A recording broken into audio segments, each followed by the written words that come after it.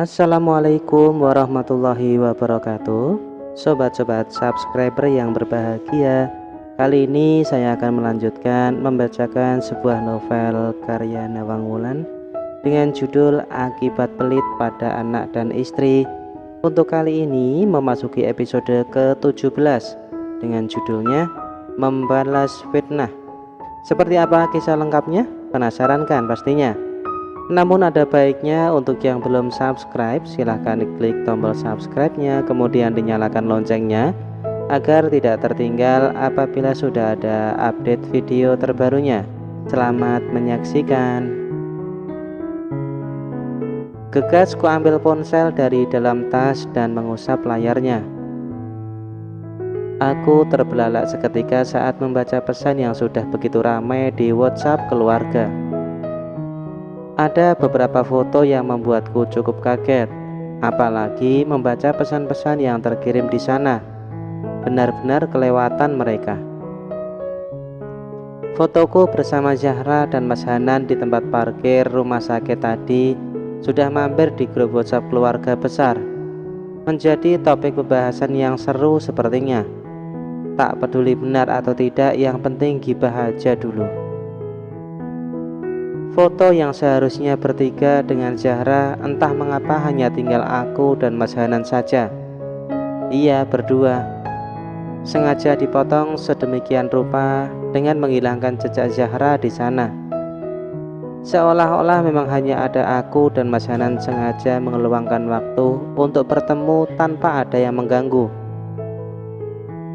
Mereka memang kurang kerjaan. Setelah aku telusuri sampai cat teratas, Mbak Arunalah yang mengirimkan fotoku di depan rumah sakit itu dengan pesan yang menyakitkan. Apa gara-gara laki-laki ini si Wita melakukan gugatan? Emang ganteng sih dan sepertinya berduit. Tapi harusnya ngerti sikon lah ya. Suami masih rawat inap bisa-bisanya kencan dengan laki-laki lain. Minta cerai pula. Entah di mana akhlaknya. Aku kembali istighfar membaca pesan yang mengandung fitnah itu. Kembali manjat cacat sebelumnya. Siapa yang bilang jika aku sudah melakukan gugatan di pengadilan? Lagi-lagi kutemukan foto saat masuk ke kantor pengadilan agama tadi pagi. Mas Nanda yang mengirimkan foto itu ke grup WhatsApp. Aku ketemu Wita di depan pengadilan agama tadi pagi. Apa ada masalah dengan Aris? Atau dia hanya sekedar mengantar teman sidang seperti yang kulakukan tadi? Mau negur gak enak, sepertinya dia buru-buru sekali. Semua langsung heboh. Apalagi Mbak Yuli makin mengompori anggota grup lainnya. Sengaja banget menyulutkan api peperangan. Si Wita emang mau gugat cerai Aris. Kemarin Aris sendiri yang telepon aku buat nyimpan surat nikah, ngumpetin itu surat nikah entah di mana. Kalian baru tahu kalau dia memang begitu. Mentang-mentang sekarang sudah punya penghasilan bulanan, merasa gak butuh nafkah dari suami. Suami masih sakit pun teganya digugat. Pesan dari Mbak Yuli makin membuat heboh. Mereka masih menerka-nerka benar atau tidaknya keputusanku untuk menggugat Mas Aris.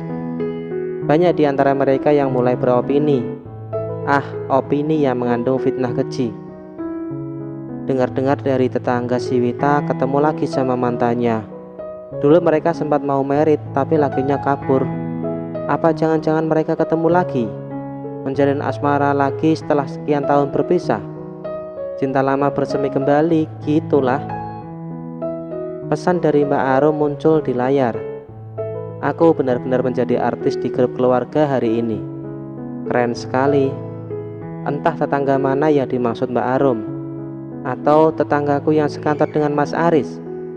Nah kan, aku jadi ikut buruk sangka dengan mereka. Belum tentu mereka yang bilang soal ini. Jadi ngelantur kemana-mana kalau gibah gak jelas begini. Memang iya kok, Aris juga bilang kalau atasannya yang baru itu ternyata mantannya si Wita. Mereka pernah bertemu saat family gathering tempo hari. Entah kebetulan bertemu atau memang sengaja kencan.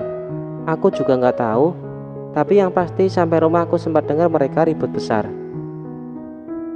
Dasar tukang nguping Mbak Yuli. Senang sekali kalau rumah tangga adiknya enggak pernah adem. Sekarang jadi kompor pula di grup keluarga.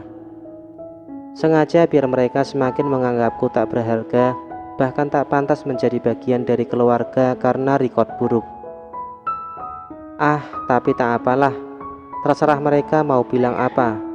Toh sebentar lagi aku memang sudah bukan anggota keluarga mereka lagi. Bebas, sebebas-bebasnya. Menyenangkan dan menenangkan hati sendiri, dan yang pasti mencari kebahagiaan yang sebenarnya untuk Zahra dan untukku pribadi. Si Wita kemana ini? Kok nggak muncul-muncul? Dia masih anggota grup ini kan? Pesan dari Mbak Heni. Si lemes itu ikut nimbrung juga. Gatel mungkin gak ikut bikin dosa. Nah, aku juga mulai nimbun dosa kalau begini karena ngomel gak jelas pada mereka semua. Betapa bahagianya si setan bisa menyalakan api unggun di hati manusia segini banyaknya. Tepuk tangan sambil nyanyi-nyanyi, di sini senang, di sana senang. Di mana-mana hatiku senang. Apa gara-gara laki-laki ini si Wita melakukan gugatan? Emang ganteng sih, dan sepertinya berduit. Tapi harusnya ngerti sikon lah ya. Suami masih rawat inap bisa-bisanya kencan dengan laki-laki lain. Minta cerai pula. Entah di mana akhlaknya. Pesan dari Mbak Aruna itulah yang membuat grup makin panas. Apalagi sambil dikipas-kipasi Mbak Yuli si biang rese itu. Makin panaslah grup. Biar saja, biar cepet mateng. Kalau bakar sate kan gitu juga. Dikipasin biar matangnya cepet greget. Tak habis pikir dengan mereka semua. Kok ya sempat-sempatnya mengurusi hidup orang lain sampai sedetail itu. Apa mereka ini gak nyadar kalau rumah tangga mereka juga wajib diurus? Kalau memang gak bisa ngurusin rumah tangga sendiri, minimal gak ikut campur kamar orang. Pakai berasumsi begini begitu mengandung fitnah. Kulihat Mas Hanan masih pamit pulang. Dia terlihat mendoakan kesembuhan Mas Aris, juga berharap bisa cepat kembali bekerja seperti sebelumnya. Dia pun bilang soal administrasi sudah diurus oleh kantor, jadi tak perlu khawatir soal itu. Sebentar, boleh foto berempat kan? Tanyaku tiba-tiba. Kebetulan sekali ada perawat datang. Aku ingin dia membantuku mengambil foto aku, Mas Aris, Mas Hanan, dan Zahra. Biar mereka diam tak berkutik, atau justru nanti makin heboh dan bingung apa yang sebenarnya terjadi. Buat apa, Wit? Tanya Mas Aris singkat.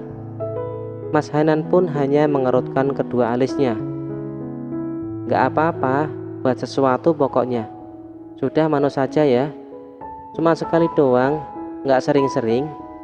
Balasku sambil tersenyum kecil. Dua laki-laki itu pun mengiyakan saja meski masih diliputi penasaran di wajah mereka. Sus, minta tolong fotoin kami berempat ya. Kalau posenya sudah pas langsung tekan saja, pintaku pada Suster Tiara.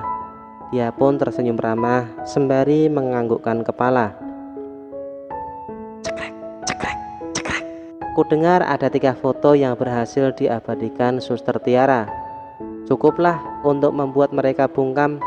Semakin bingung pastinya kenapa yang digibahkan justru berkumpul di ruangan yang sama, bahkan saling ngobrol. Iya, aku sudah videokan juga saat Mas Hanan dan Mas Aris ngobrol saat pamitan tadi. Meski terlihat mereka cukup kaku, tapi tak apalah. Setidaknya bisa membuktikan jika aku nggak sengaja kencan dengan Mas Hanan. Aku juga bisa mematahkan tuduhan Mbak Aruna soal fotoku dengan Mas Hanan di parkiran rumah sakit tadi.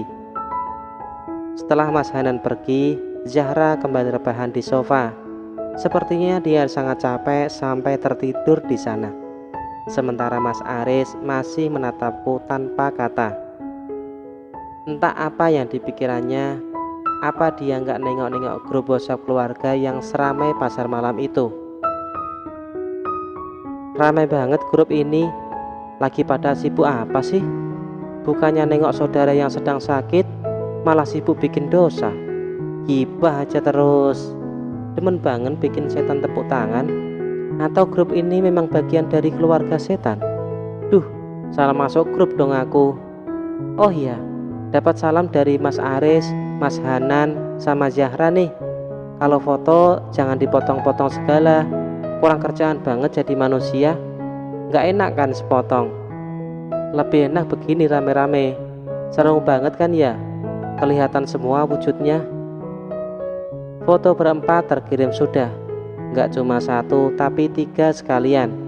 Zahra tampak tersenyum lebar di ketiga foto itu. Aku pun begitu.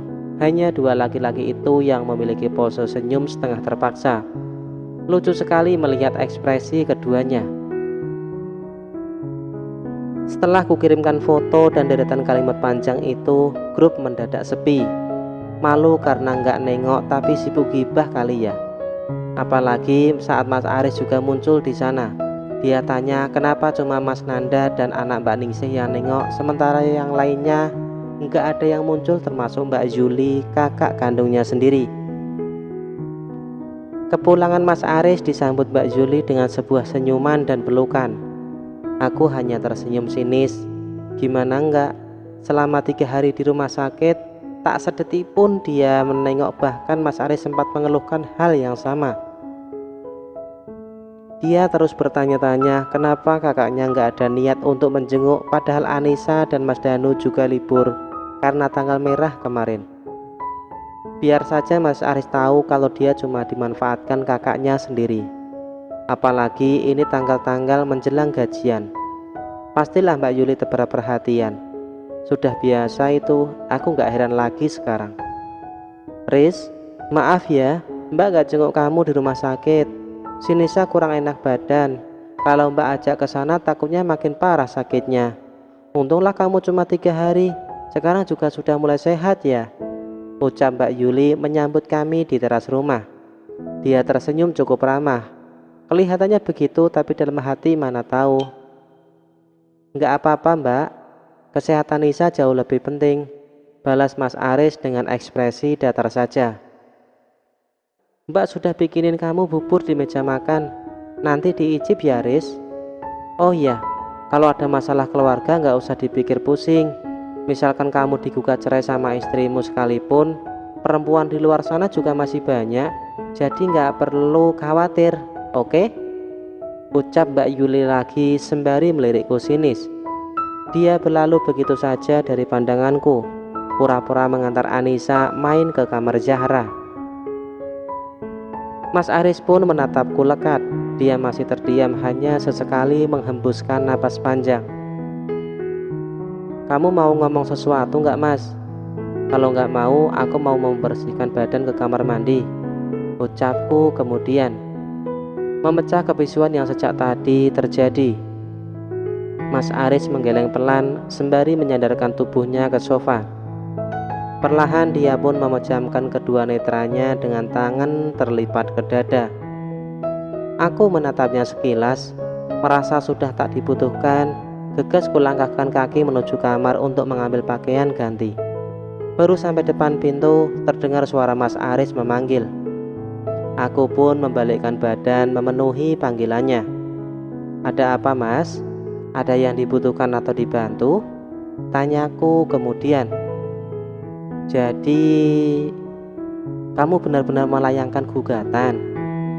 Pertanyaan Mas Aris membuatku terdiam sejenak, lalu tersenyum tipis menatapnya. Demikian tadi cerita lengkap di episode ke-17. Jangan lupa komen, like, dan subscribe, serta bagikan cerita ini ke teman-teman kalian. Tunggu esok hari untuk episode terbaru. Terima kasih sudah menyaksikan. Wassalamualaikum warahmatullahi wabarakatuh.